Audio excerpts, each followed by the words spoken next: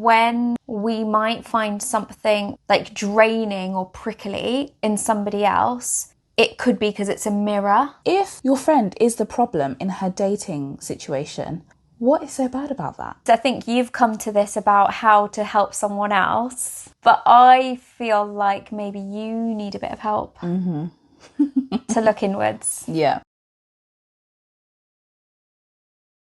Welcome back to the therapy floor. Today we have a juicy dilemma and we're just going to go straight into it. Let's go. Yeah. So the dilemma reads, I have a friend who is in her 30s and single. I love her, but I find that being around her is a drain. She constantly complains about being single, yet I feel that her criteria is unrealistic and picky. She puts guys down because they don't drive or earn a certain amount of money. How can I lovingly tell her that she's probably the problem and that I'm tired of going around in circles about this? Short and sweet. That was very short and sweet. You've got an issue with your friend. And how she's draining you, how she's approaching dating. And I wonder if it's not fitting with how you would approach dating. Or maybe if it also does. Like, I'm just wondering, is it also tapping into maybe something you might have done? I don't know, is this person dating or not? Has this person... Yeah, it doesn't say. Doesn't say, but I wonder if it is also potentially tapping into something within this person. Only because sometimes I feel like I see a lot that when we might find something like draining or prickly in somebody else, it could be because it's a mirror of some of their behaviours we might be portraying or have portrayed that we don't maybe particularly like in ourselves or that we're comfortable with, our shadow side. Yeah. You know, we talk about our shadow side a lot on the therapy floor. But if you've not heard of it, it's this part of yourself, that we all have, the bit that makes you go, I'm not really comfortable that I do that, or there's that side to me, and we want to push it away. We don't want to connect with it. Yeah. Which is a little bit what's going on here. You know, there's this side to her that's picky and draining, and for you, that's a problem. Yeah. You don't want to connect with the pickiness and the draining, and maybe I think that's symbolic of something. Is she maybe feeling drained? Is she finding dating draining because of the person maybe that she wants to be with? She can't seem to find it. Yeah. And that would be draining, wouldn't it? If you're looking for something and it's not happening yet, and you're putting in a lot of effort. 100%. Yeah, of course. That can feel draining. Yeah, definitely. Those were just like my initial thoughts that jumped out at me. Yeah. What are your initial thoughts? I think my initial thought was, you don't necessarily need to be responsible for your friend. And it sounds like maybe you're taking up some level of responsibility in educating her and letting her know that she's the problem and she should fix herself. But also, this situation of going round and round and round in circles, and that just being really tiring for you.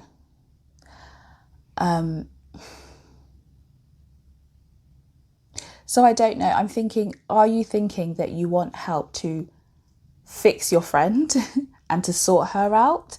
Or are you wanting help to figure out how you process your feelings about this and how you handle this relationship and this friendship? Because I think the two are different things. You don't necessarily have to feel responsible for how she manages dating. And if you do, maybe there's an element of control that you're struggling with, like she's not doing it the right way, or she's missing eligible bachelors because of her pickiness. That's one thing. But another thing is just how do you handle a relationship where it's losing its fun, like the needs aren't necessarily being met, and it's becoming a dissatisfying relationship that you have with your friend. That's something completely different, I think. I do feel like that's what she's getting at, because the last sentence, which is, how can I lovingly tell her that she's probably the problem, and that I am tired of going round in circles about this. Yeah. Yeah. So is something not working for you in the friendship anymore that used to work for you? That's where I'd be like wanting to have a bit of a dig into. Yeah. What did this friendship or this relationship look like previously? How was it satisfying, mutually satisfying and beneficial before? And being really clear on how it's not now. Yeah, I think that's probably the approach that I would take. I'd want to know, what do you love about her? Because you start with, I love her, but I think that's always such an interesting sentence. I know, right? Yeah, but. Because then that often is saying to somebody, you're the problem. It is. Like, I love you, but. But you are saying she's the problem. You said she's probably the problem. And if that's the case, if your friend is the problem in her dating situation, what is so bad about that? Like, why does that irk you so much? Why is that a bad thing? This is reminding me a bit about self-esteem. Okay. Because I feel as though, you know, self-esteem, part of self-esteem is being able to have the autonomy and the confidence to solve your problems. Yeah. Yeah. Rather than somebody trying to fix your problems for you. You know, I'm thinking about the work we do with kids and how we would also encourage parents to be with kids, which is to not constantly solve your child's problem, give them the headspace to try and figure things out in a safe and contained and loving and supportive environment. And I'm just wondering whether some of those principles could apply here. What you were saying at the start of, is it your responsibility to like, is it a problem for her? Does this problem need solving? Yeah. Actually, is being a friend here about just giving her the space to work through it herself? Yeah. Yeah. And is that love? Or is that type of love quite new to you? Have you ever been modelled that love? Yeah. A love that kind of lets you figure things out. Yeah. Lovingly lets you figure things out. You're kind of, it's kind of like the role that we take as therapists, isn't it? Like, we're there on the journey with you, but we can't necessarily do the work for you. No. We can't change anything for you, but we can sit by whilst you walk that path. Yeah, absolutely. And if it's becoming a problem for her, then maybe the encouragement is to go to therapy. But if it's not a problem for her, if it's just like, oh, I went on this date and actually, no, I'm not going to go for it because he doesn't drive this car that I want him to drive. Yeah, yeah. Okay, listen to that. Yeah. And actually just say to her, oh, you know, I can see that you really value that type of car. Yeah, Or literally validate and like mirror it back to her. Mirror it back to her. Yeah. Because maybe that's not a value that you hold close, and that's why it's draining. Is that where the mismatch is happening? And that happens in friendships too, doesn't it? Where your values can start to change as you go through different stages of your life. And is that irking you? Is it that maybe you're thinking, well, for me, I value, I don't know, like laughter in a relationship. And what you're getting back is, I value, what did she say? Cars and security. And security. Yeah, money. It's okay for it to be different. Yeah. Yeah, it is. Unless you feel like it isn't. And then I would be thinking about elements of control and acceptance. Can you accept someone for who they are? And if you can't, then, then I guess there's like a deeper conversation that needs to be had about this friendship and whether it is aligned, whether it's causing you more discomfort, harm, and if you're inflicting discomfort and harm on the other person or not.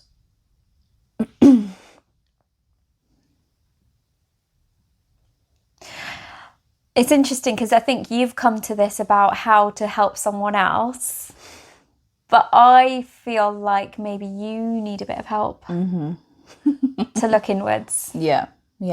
Rather than forcing her to look inwards. Yeah. What is going on for you? Yeah. And to take it back to how you started, Ritz, what is this triggering in you? And can you be courageous enough to look at it? Yeah, because that is scary. Yeah. It is scary. Yeah. And prickly and uncomfortable, like all the things I said. And it takes courage. Yeah, definitely. Because like you were saying, Ritz, it could be something that you recognise within yourself that you don't like and you're trying to shut it down. Or it could be something that you've denied yourself. Like, have you denied yourself the ability, not the ability, but the privilege to be picky? Have you settled for different things in life? And then it irks you when you see someone who is really convicted in their beliefs and what they want for their life. I think that's so powerful, what you just said. Yeah. Why does being picky have to be a bad thing? Yeah. Exactly. What are the judgments you're making here? And why do you have those judgments, more importantly?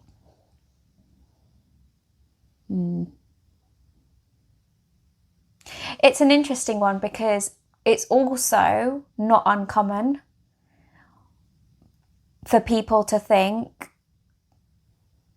I have this person's best intentions at heart and I think I know better. Yeah, I know. Yeah. But maybe you don't because you're caught in something. And so are you truly objective here? Possibly not, because your own feelings are coming into this. But are we ever objective? Good Right? question. Are we ever objective when it comes to our friends and family? Yeah. Are we going to be? Good question. I don't think we can be. No, not with our close friends and family. No, we can't be. Yeah. And even if you're, like, we all come into contact with our own judgments. And even as therapists, that's something that we actively have to try not to be. It's not natural. No, and I have certainly worked with clients in the past where I have been going through something in my own life, and so my judgments are going to be so much more heightened. Yeah. And I've had to then, if I've just started with the client or I'm taking the client on, I know there's been 2 occasions where I've actually had to say, I can't work with you at the moment. I'm not the right person for you because I'm going through something and my own judgments are going to get in the way of it. Yeah. Of being that, blank canvas for you to put on me and for me to hold and contain what you're feeling without not getting involved. Yeah. And that's what's happened here, hasn't it? Like, you are very involved in it. You are. So I think it's about going forward and finding a way to be involved in the friendship in a way that works for you and works for this friend, but not involved in her dating life. Like, you can sit by her, you can listen, just actively listen. Yeah. And then try not to do anything with it. And if you do find actually it's just really difficult, I think it's also okay to tell our friends or our family members. I know we talk about this a lot, but I feel like I'm not probably the best person for you to bring this to. And you know what? That is a kind way of doing that. Yeah. Because, personally, I've had a kind of a situation like this with an ex-friend who probably was in that position and should have said, I'm not the best person to bring this to. But instead, her way of doing it was to heap judgment and to kind of say, you're the problem and I can't deal with this anymore. Rather than, I'm having difficulty with this topic. Is it okay if we, do this or do that? Yeah. Like, own your side and have compassion for yourself and how this is triggering for you, and also try and extend compassion to the other person and where they're at. Yeah, because that's capacity then, you see. You're taking responsibility for the capacity that you have to bring to this friendship, and responsibility for the capacity that you don't have. And then it also just takes the onus out of like the dating part. Like, I'm sure there's so many other facets to your friend. Yes. Which is why I was like, well, what do you actually love about her? Exactly. Yeah. So it doesn't always, maybe this doesn't always have to be the topic of conversation. Maybe it is a big part of her life at the moment. I don't know. And so it feels like it's the big topic of conversation. Because it is true, when life events like dating or marriage or having a baby or moving house, like it often takes up, doesn't it? It does. But there are always other conversations to be had. Definitely. And there are other things to be celebrated about the friendship. Yeah. Other than this one part. Because it just only does make up one part. Yeah, and use your curiosity to connect back with that. Yeah. Because I wonder if that's just gotten a bit lost recently. Oh, this is a good one, wasn't it? We didn't know where it was going to go. No, literally, we just thought, let's just go with it and see what's coming up. So, yeah, if anyone else has ever felt that you think you know better for your friend, I think this is a good one for you. Yes. Yeah. Yeah. I hope you got something from it. Yeah, definitely. And if you would like to send in a dilemma, please do so at hello@thetherapyfloor.com. I'm Dr. Ritz. And I'm Dr. Vicky. And we'll see you on the floor soon. Bye. Bye.